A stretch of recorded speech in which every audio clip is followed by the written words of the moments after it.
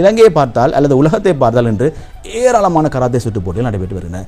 இவை அங்கீகரிக்கப்பட்டவையா அங்கீகரிக்கப்படாதவையா என்ற கேள்வி உண்மையிலேயே எல்லாருடைய மனதிலும் காணப்படுகின்றது.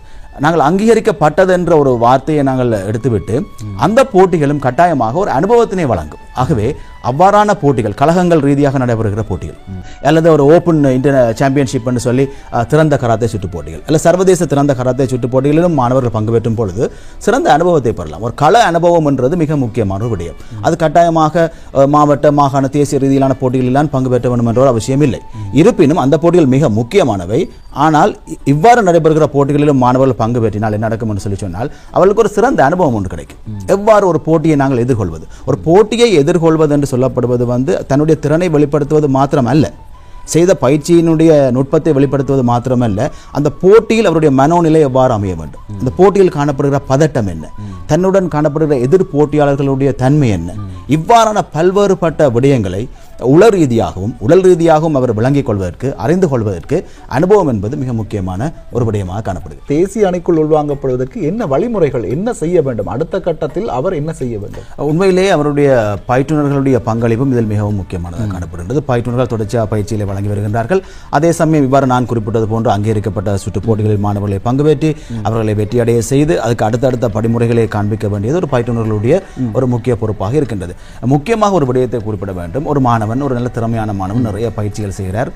பல வருடங்கள் அவர் பயிற்சிகள் செய்து ஒரு கராத்தே சுற்று போட்டியில் பங்கு பெற்றும் பொழுது சில சமயங்களில் அவருக்கு புள்ளிகள் காணாமல் அல்லது அவர் ஒரு தோல்வியை தழுவிக்கொள்கிறார். உண்மையிலே ஒரு விளையாட்டில் தோல்வி என்று ஒன்று இல்லை. முதலாம் இடம், இரண்டாம் இடம், மூன்றாம் இடம் என்று சொல்லி 3 இடங்கள் வழங்கப்படுகின்றது. உண்மையிலேயே நாங்கள் குறிப்பிட வேண்டும், கட்டாயமாக இந்த 3 பதக்கங்களையும் பெற்றவர் மாத்திரம்தானா ஒரு விளையாட்டு போட்டியினுடைய ஒரு விளையாட்டினுடைய சிறந்த வீரன்? அவ்வாறு அல்ல. அந்த போட்டியில் பங்கு பெற்றும் ஒவ்வொருவருமே சிறந்த வீரர்கள். ஏனால் போட்டியில் அவர்கள் பங்கு பெற்றுகிறார்கள் என்று சொல்லி சொன்னால் அவர்கள் தகுதி அடைந்தவராக இருக்கிறார்கள் அர்த்தம். ஆகவே ஒரு போட்டியில் வெற்றி என்பது கட்டாயம் வர வேண்டிய ஒரு விடயம் தான். 2 விடயம் தான் இருக்கிறது. ஒன்று கிடைக்கும் அல்லது கிடைக்காது. ரைட். ஆனால் இது ரெண்டையும் ஏற்றுக்கொள்ளக்கூடிய மனோபக்குவம் இருக்க வேண்டும். அதே பயிற்றுநர்களும் மாணவர்களுக்கு போதிக்க வேண்டும். சில சமயங்களில் நான் பல தடவைகள் கூறியிருக்கின்றேன். இப்போ ஒரு விடயத்தில் ஒரு மாணவன் ஒரு சிறந்த புள்ளியை பெறவில்லை, அவருக்கு இந்த போட்டியில் வெற்றி பெறவில்லை என்று சொன்னால் அந்த பயிற்றுனரோ அல்லது அவருடன் கூட இருப்பவர்களோ இல்லை நீங்கள் நல்லா செய்தீர்கள், நல்லா தான் நீங்கள் ப்ளே பண்ணினீங்க, இங்கே பார்த்தீங்கன்னு சொல்லிச்சுன்னா அந்த மத்திய செல்லும் அந்த நடுவர்களும் தங்களுக்கு சார்பான ஆக்களை அவர்கள் தெரிவு செய்து விட்டார்கள் என்று கூறினால் அந்த மாணவன் முன்னேறுவதற்கான வாய்ப்பு அங்கே இல்லாமல் போய் அப்போ அந்த மாணவனுக்கு நாங்கள் கூறலாம், நீங்கள் நல்லா தான் செய்தீங்க என்னென்னு சொல்லி சொன்னால் அவ்வாறு நாங்கள் கூற வேண்டும். என்னென்னு சொன்னால் அவரை மோட்டிவேட் பண்ணுறதுக்கு, அவரை என்கரேஜ் பண்ணுவதற்கு.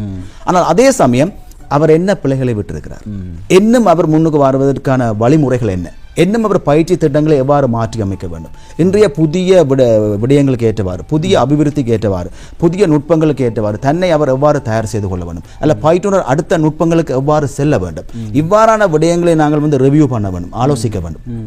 ஆலோசித்து அதை நாங்கள் வழிமுறைப்படுத்துவோமாக இருந்தால் அந்த மாணவர் நிச்சயமாக அடுத்த போட்டியில் வெற்றி பெறுவதற்கான வாய்ப்பு மிகவும் உண்டு. ஆனால் எது எப்படி இருப்பினுமோ நாங்கள் சிறப்பாக பயிற்சி செய்து சரியான முறையில் நேர்த்தியாக பயிற்சி செய்து எங்களுடைய முயற்சிகள் நிச்சயமாக ஒரு சரியான முறையில் பயணிக்கும் பொழுது வெற்றி என்பது கட்டாயமாக எங்களுக்குரிய ஒரு விடயமாகத்தான் அமையும்.